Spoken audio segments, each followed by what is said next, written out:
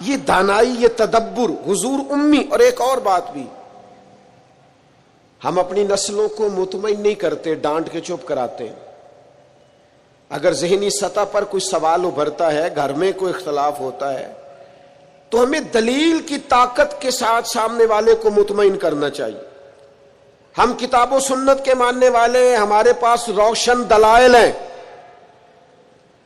ہمیں ذہنی سطح پر ابھرنے والے سوالات کے جواب دینے چاہیے۔ اپنے بچوں کو، اپنے بھائیوں کو، اپنے قبیلے کو، اپنے دوستوں کو مطمئن کرنا چاہیے۔ ہم کیا کرتے ہیں؟ ہم بعض اوقات ڈانٹ دیتے ہیں، بعض اوقات اس طرح کا رویہ کرتے ہیں کہ لاپرواہی کرتے ہیں۔ ہمیں پتہ ہوتا ہے سوالوں کے جوابات کا، لیکن ہم توجہ نہیں دیتے۔ فتح مکہ ہوا اور کچھ عرصے کے بعد ایک بڑا مارکا پیش آیا، تو اس بڑے مارکے میں مال غنیمت آیا۔ اب اصول یہ تھا کہ جو لوگ نئے نئے مسلمان ہوتے تھے ان کی تالیف قلب کے لیے انہیں زیادہ مال دیا جاتا تھا، کیونکہ ان کے ساتھ لوگ تعلق توڑ دیتے تھے۔ تو نئے مسلمانوں کو مؤلفۃ القلوب، یہ قرآن مجید کی اصطلاح ہے، ان کو زیادہ دیا جاتا تھا۔ تو مکے میں جو لوگ تازے مسلمان ہوئے تھے، حضور نے ان کو زیادہ مال دیا۔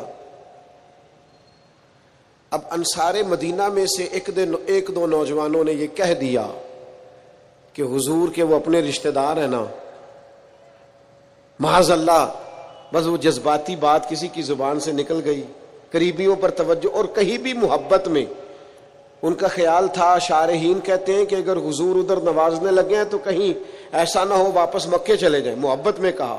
تو اب اس پر اللہ کے محبوب علیہ الصلوۃ والسلام نے کیا کیا؟ فرمایا انصار مدینہ کو، یہ مسلم شریف میں موجود ایک ترکی خیمہ تھا، فرمایا انصار کو خیمے میں جمع کرو۔ خیمے میں جمع کیا تو حضور فرمانے لگے، یہ ذرا انداز دیکھیے میرے کریم، حضور فرمانے لگے، مدینے والوں تم کہہ سکتے ہو کہ یا رسول اللہ آپ کے شہر والوں نے تو آپ کو بڑی تکلیف دی تھی، ہم آپ کو یہاں لائے تھے، تم کہہ سکتے ہو۔ ان کی آنکھوں سے فوراً آنسو چھلک پڑے، یا رسول اللہ ہم کون ہوتے، ہم پر تو آپ نے مہربانی کی، آپ تشریف لے آئے۔ وہ دو عالم کی رحمت تھے، جہاں چاہتے وہیں رہتے، یہ ان کی مہربانی ہے کہ یہ عالم پسند آیا۔